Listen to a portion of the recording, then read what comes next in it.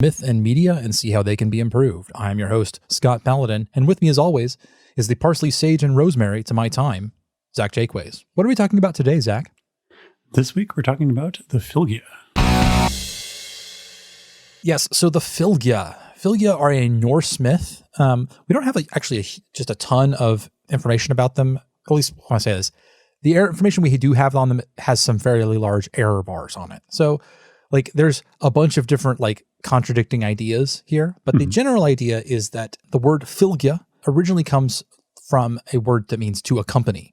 And the idea is that it is an animal creature that is strongly associated with a certain person, follows them throughout their life. It also is the same word that they used for afterbirth or placenta. And the Fylgja legend is kind of deeply connected to the idea of placentas and afterbirth. Mm-hmm. Lots of people seems to think that if an animal ate the afterbirth of a particular person, that they would become linked. Mm-hmm. Or that literally the afterbirth came alive and then became an animal and followed you throughout your life. It's a little bit weird. Yeah, that's gross. Like some sort of weird childbirth related Pokemon. Yeah. But metal as heck, I will give it that. So it shares some features with, the idea of totem animals or spirit animals that we see in other belief systems. So the idea that what kind of creature is your Fylgja sort of reflects something on you. If you are a wily, cunning person, they would expect you to have a fox Fylgja. If you are a strong warrior or something like that, then they might expect something like a bear. Or if you're a leader, something like an eagle. There's that same sort of tea leaves reading into who you are based on what your Fylgja was. They also have a strong association with, they're sort of a psychopomp light in this situation.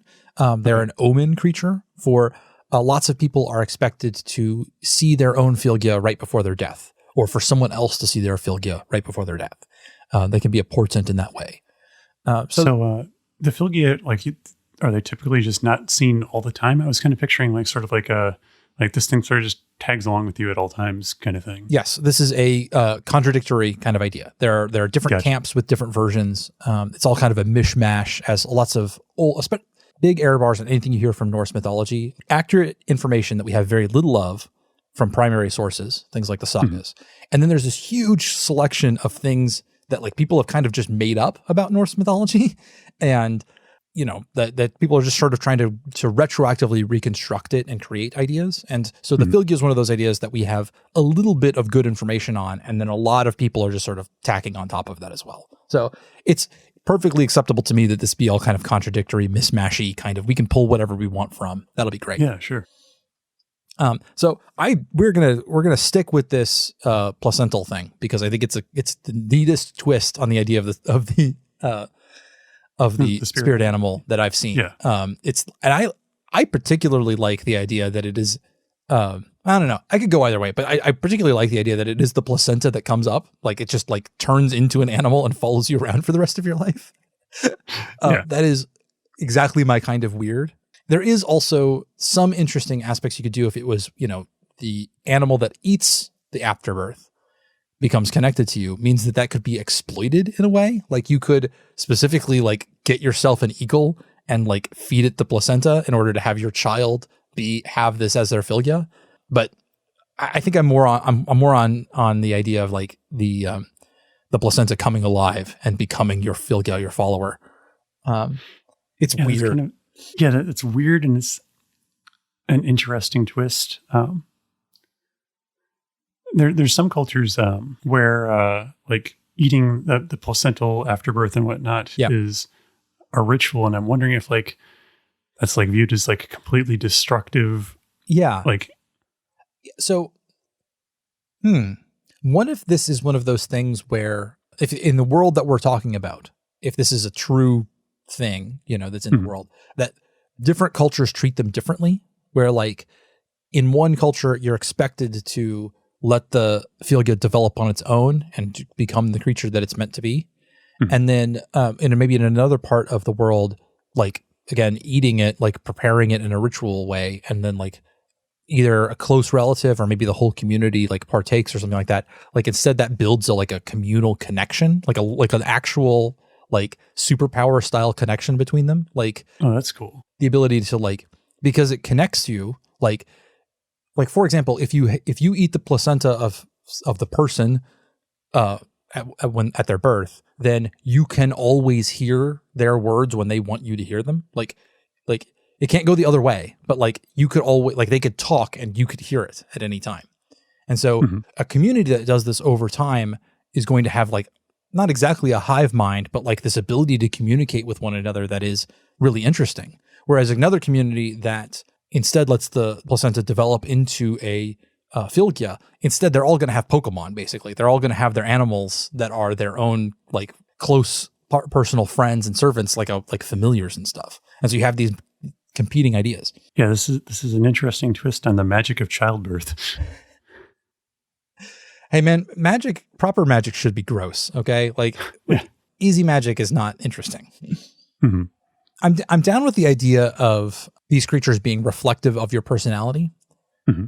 I think that if I was going to push it in a direction, I would say that maybe like the exact, like what the animal develops into is always going to be sort of a version of that creature that is like different in some way. Like anytime you'd see a Fylgjia, a fox that was a Fylgjia, you'd be able to go, that's not a normal fox. Like it's going to be bigger, or it's going to have extra features or something magical about it. Sort of honestly, like kind of Pokemon-ish. Like, yeah, you look at it, you're like, that is obviously a magical creature. And also specifically, that creature doesn't look like any other Fylgjia I've seen. Like it looks fox-like. It looks like it should be a fox, but I can recognize that as Zach's Fylgjia because, you know, it's got the blue tinted ears and the, you know, glowing eyes or something like that. Like it develops things that reflect you, the person whose follower they are, in very specific ways. Like it'll show like a fox, but it'll also get new things tacked onto it and like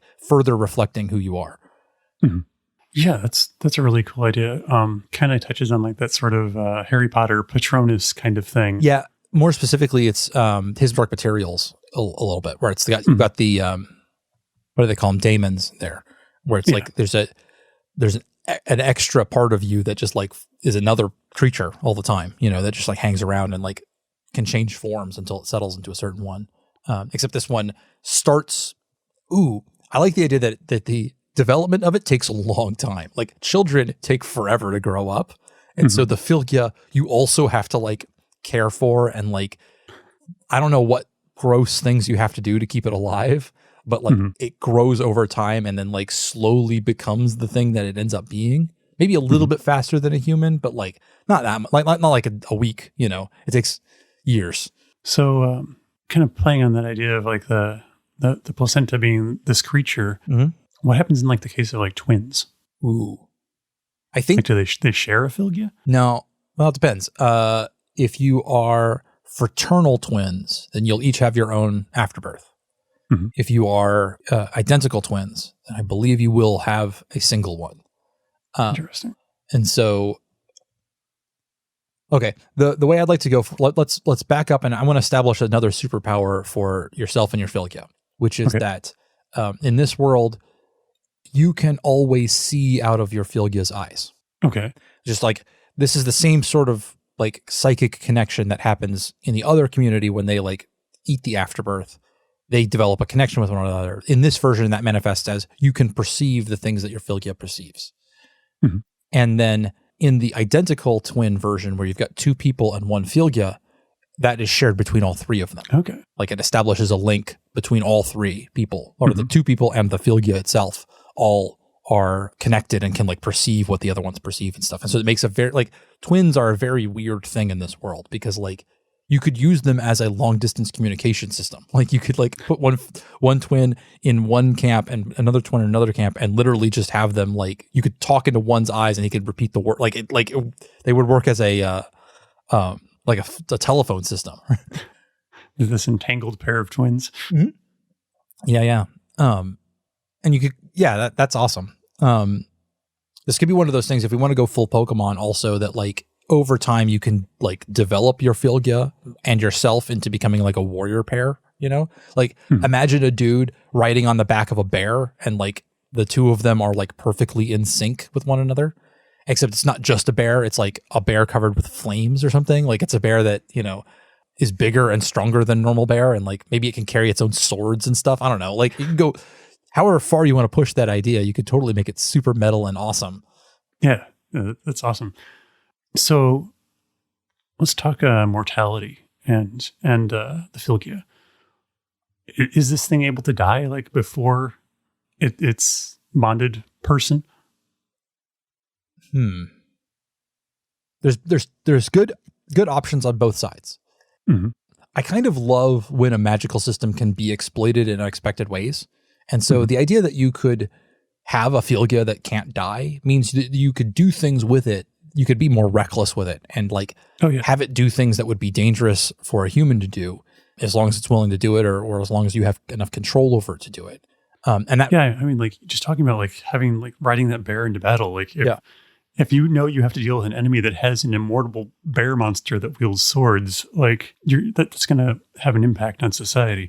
The other option though is, of course, like if maybe it's one of like, if it dies, then you die is another sort of interesting thing that could be exploited or played with. I kind of like, actually, I want to go the immortal Fylgjia route, except they're not impervious. They'll like regenerate. So it's like they're all Wolverines, right? Okay. And it'll take time. Like if you cut off a Fylgja's arm, it'll get its arm back eventually, but it's going to be down and not useful for a long, long time afterwards.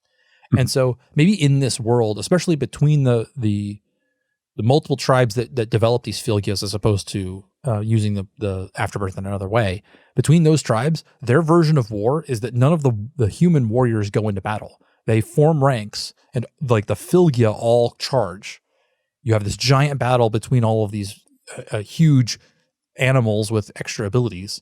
And then whichever side wins knocks out all of the Fylgjia, and the side that has lost their Fylgjia go, okay, we surrender, like, okay, you have beaten me. Here's 600 gold. I'm going to the nearest Pokemon Center to revive my Pokemon. Yeah, that's what I was leaning into. Absolutely. But the idea is like it replaces that. God, we really are just making Pokemon, aren't we? It leans into that sort of proxy battle thing where like this would also be a perfect idea for trial by combat as well, where like instead of trying to determine things by juries or deliberations of fact or whatever, you just challenge somebody to a Fylgjia duel, and you can have your bear beat their parrot or whatever, and then like you get your way. And that's a very medievally concept there that I think would be good for this setting. Yeah, I think that's kind of a cool idea where whoever's Fylgjia is stronger is obviously in the right. And of course, this like leads to the inevitable hero's journey. Young kid whose Fylgjia develops into a 18-foot long lion or something like that, who's obviously the chosen one or something. Like you can like you could lead this down the very formulaic route of like, this kid doesn't have a Fylgjia. Oh God, seems like that wouldn't be a superpower in this one, but. Well, clearly he's the chosen one, and his is actually super special. He's just got to find it. Yeah, they were separated at birth, I guess. Yeah, that could be. You can go that route. I mean, that's basically the premise of Codex Alera. Oh yeah, that's right. I need to finish those books. I only got through the first one. I like the idea of them being immortal and having to sort of be regenerated. I like the idea that maybe there's a ritual or process that involves a sacrifice of yourself. So maybe you have to be a little precious. Yeah. Okay. With these you can't just throw them away. Yeah. Okay. If your Fylgjia can't die, like it can't be killed, but if it is severely wounded and you are having to like really regenerate it, then you have to undergo a ritual in which it makes you very sick and like incredibly fatigued. It like gives you like like it makes you feel like you're about to die, but not actually. You don't end up dying, but it makes you feel like you're going to die. Like it's so bad, especially like depending on how bad your Fylgjia is off. And you have to spend that time. You are in that state for the entire time that your Fylgjia is regenerating, right? So like, and that allows you for varying degrees too, for like, he's just got some wounds. Okay, I'll spend the day in bed reading or something like that. And the Fylgjia gets back on its feet. Or like your Fylgjia has been chopped into tiny little pieces and you have to spend an entire year, feeling like you're about to die in order to get it back. Oh gosh, yeah. I also like the idea, maybe there's like a shared lifespan between you and your Fylgja. Oh yeah. And you're both borrowing from the same okay. life essence or pool, or just years that you have together. And like if you're mortally wounded, like you borrow a big chunk of that, and both you and your Fylgja now have shortened lifespans. Yeah. But you don't necessarily die from that wound because you have this connection to this Fylgja. Yeah.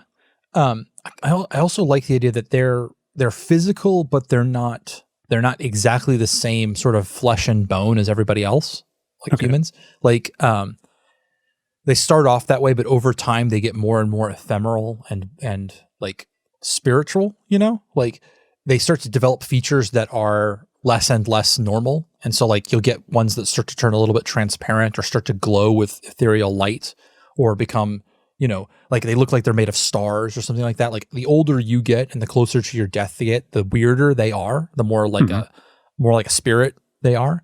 And then what happens when you die in this world is that your soul and the Fylgja both go on to the, like maybe that's when they rejoin. Like your soul becomes part of the Fylgja, and the Fylgja goes on to the next life. The place where, like, all of this world is a preparation for the Fylgja to go on.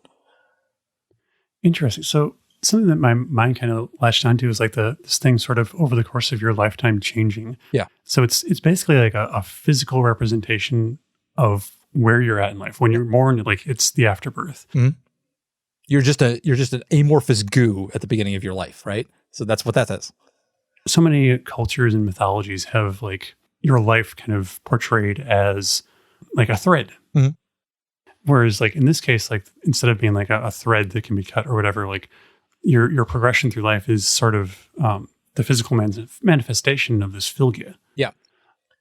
Yeah. And so maybe there's like all kinds of superstition about like omens of death and whatnot surrounding like how this thing looks compared to like how you are in your life, that kind of thing. Yeah.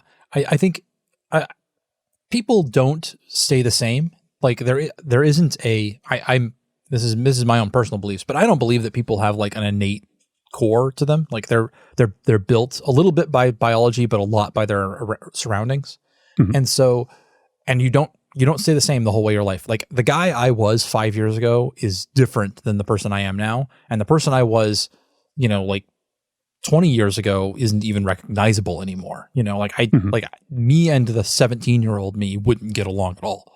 And so the idea that your Fylgja isn't just some version, like it's not just some version of yourself, like your innermost core. It's a reflection of the person you are now, and over time they change and warp. And as you change and warp, if you moved to a new country and like got a new job and like met some new people and like your interests change and you become a kinder person as you figure out your stuff, or maybe something bad happens to you and you become angry in response, your Fylgja morphs for all of those things and changes with you and like never really settles its form until you die.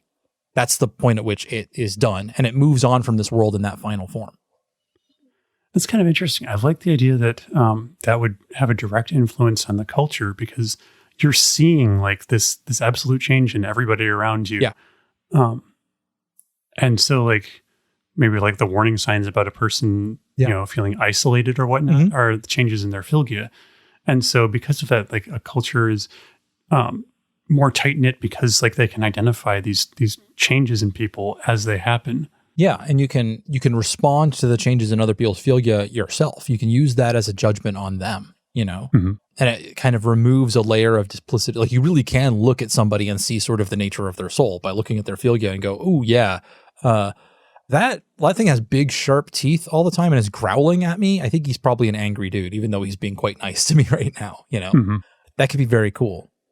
Yeah, I like that a lot. And then the idea that I love the idea that not everybody, but most people in this world think that the Fylgja is a manifestation of them, but that if you reverse the perspective a little bit, what you realize is that you're a physical manifestation of this thing that will carry on without you. Like maybe we are the humans are sort of the ones who go before and test things out in order to help this creature along its journey. Like it is called the follower. We are the guides, in order to take it along its path, and that it's the more important part of it, because when we die, this thing goes on to the afterlife. That's a really cool idea. Yeah.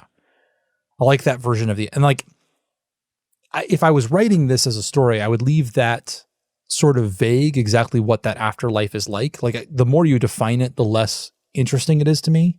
Sure. But that it is very clear that is what happens. There's something going on. Like that thing is off to do something, and it's not going to go rest. It's not going to go, like, it starts to, like something about it. It has a task to do or something like that. There's something for the Fylgja to do once the human has moved on.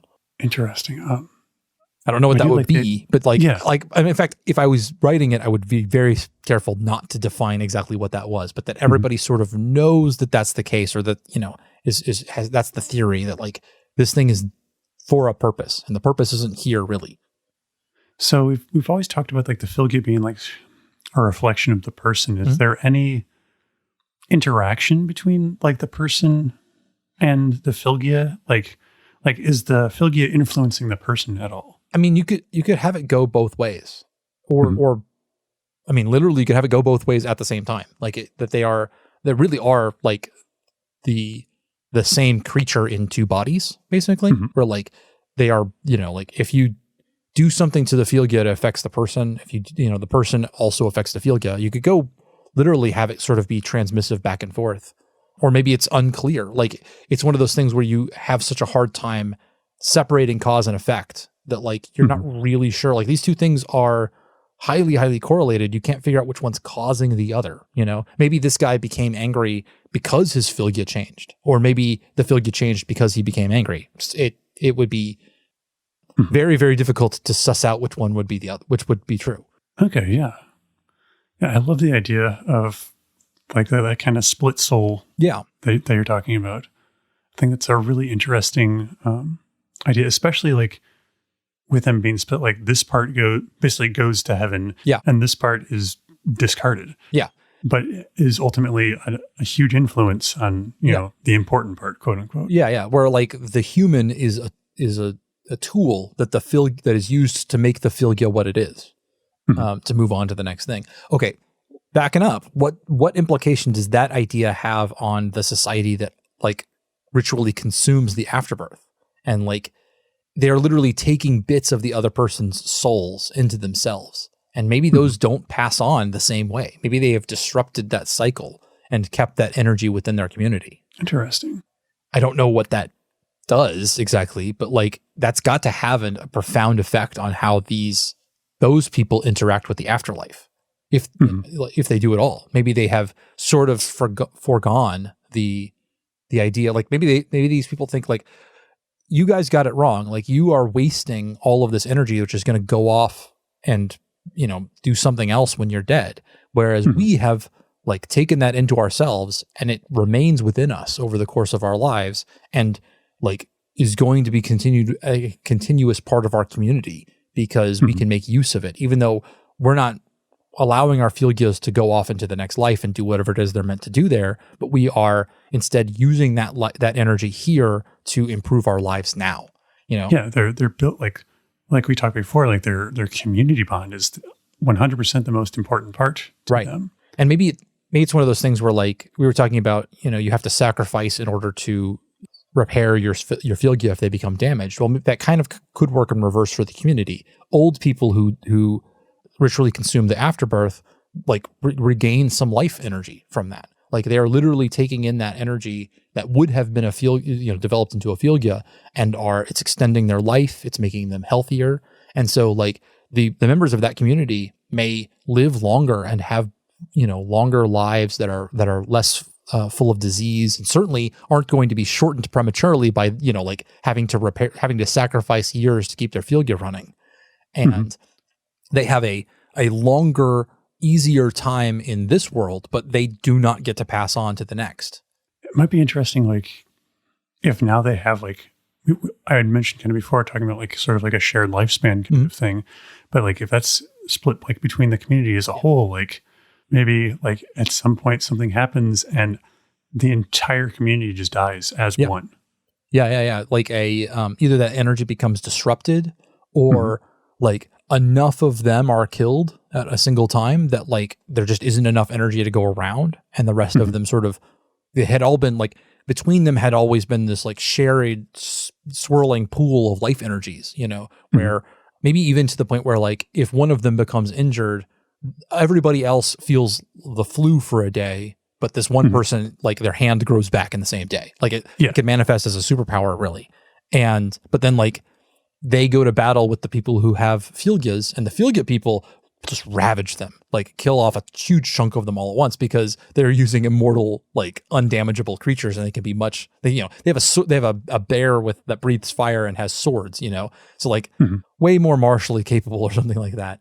And then this community of people who like we're all sharing that energy. If enough of them get killed, there just isn't enough to go around anymore, and all of those cycles get broken, and they all just die off. That'd be very cool. They've all like put in their lot together, and then they must succeed or not as a cult, as a single community. Yeah, I think that's a really cool idea.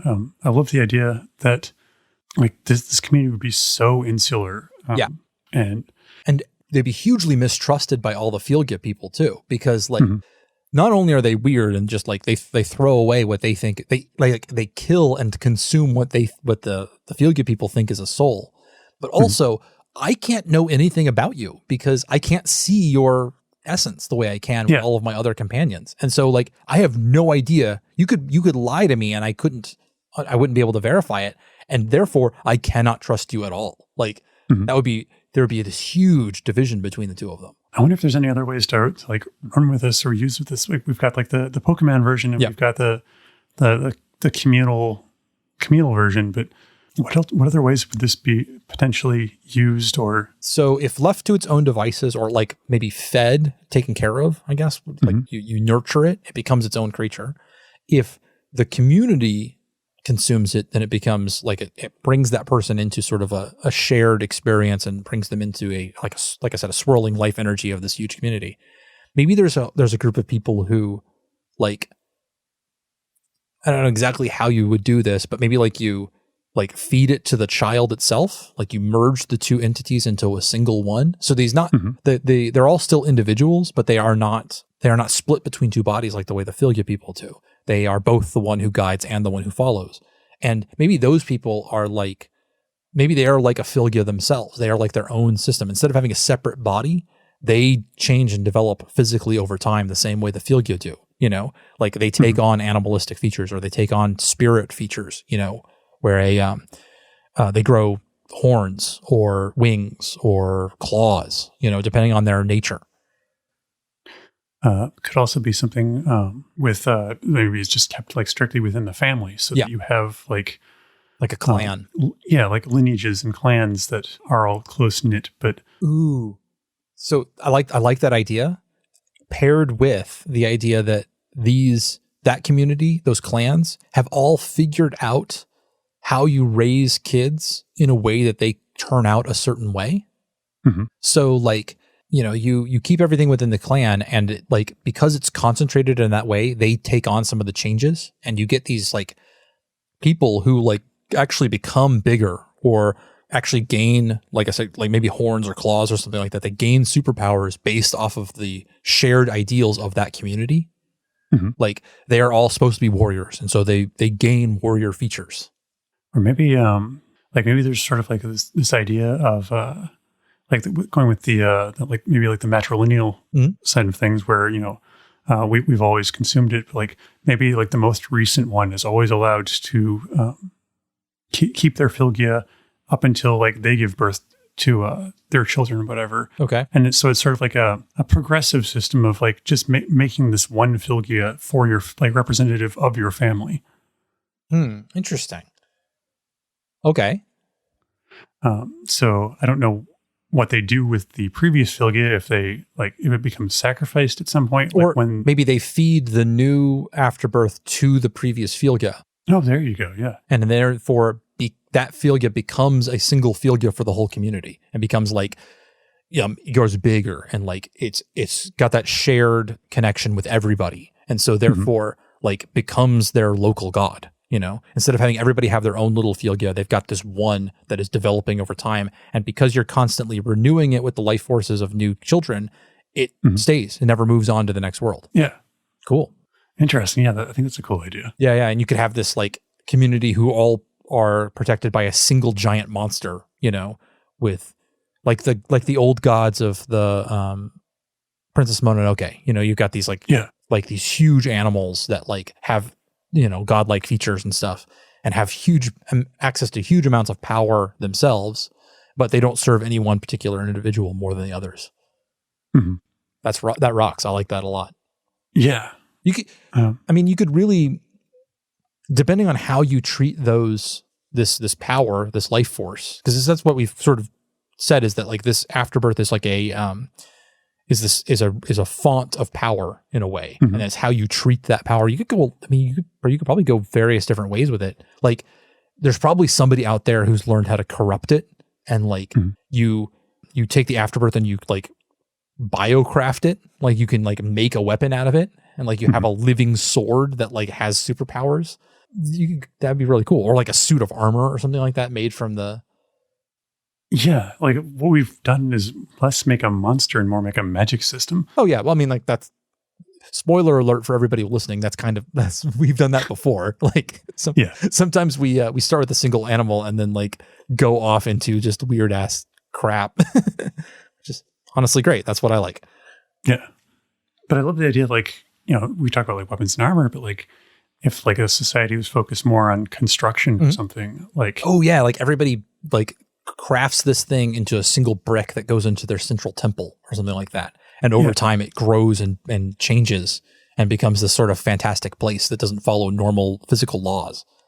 Yeah, if they've like constructed a temple or a community center like of these Fylgjia, and like now this center is reflective of the community around it. That's a really cool idea. Yeah, that rocks. You can go different directions with your. I like the ones that we've created, but there's endless possibilities. This is awesome. Well, I think we've got a pretty good establishment here. I'm not going to give myself too much to edit this time, so we're keeping it a little shorter. But I apologize for all the dog noise on this end. But that's fine. There's dog noises are a plus as far as I'm concerned. All right. Well, we'll catch you guys later. Bye. All right. Till next time. Thank you for listening to this episode of Monster Mechanics. Monster Mechanics is produced and edited by me, Scott Paladin, and hosted by myself and my best friend, Zach Jaquays. All of the ideas generated during this podcast are released under a do what the f*** you want public license.